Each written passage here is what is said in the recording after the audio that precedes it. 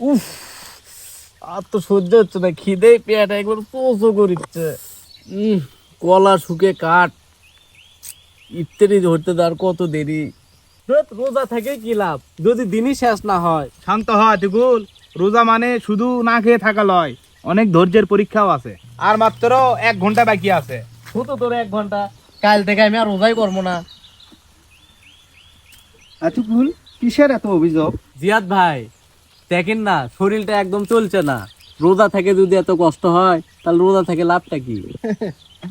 আতিকুল, রোজা রাখা মানে সকাল থেকে সন্ধ্যা পর্যন্ত না খেয়ে থাকা নয়। রোজা আমাদের শেখায় দুনিয়ার অসহায় মানুষগুলো প্রতিদিন কিভাবে না খেয়ে থাকে, তাদের কষ্ট অনুভব করাই রোজার আসল শিক্ষা।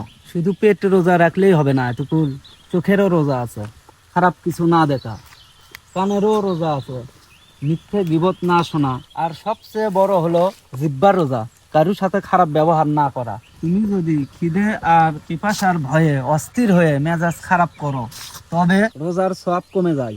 ঠিক বলছেন জিয়াদ ভাই, আমরা শুধু খাবারের অভাবটাকে রোজা মনে করি, কিন্তু মনের পবিত্রতা ভুলে যাই।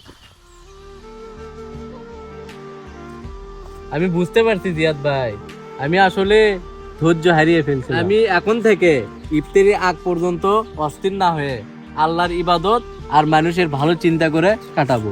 ঠিক আছে এতটুকুই, যেহেতু তুমি বুঝতে পেরেছো তাহলে চলো একসাথে আমরা 3 জন ইফতার করবো। রমজান মানে উপবাস করা নয়, রমজান মানে নিজেকে পরিবর্তন করার সুযোগ। আসুন আমরা শুধু ক্ষুধার্ত না থেকে নিজেদের চরিত্রকেও সুন্দর করি। এই ভিডিওটি ভালো লাগলে লাইক, কমেন্ট, শেয়ার করে আমাদের পাশে থাকবেন।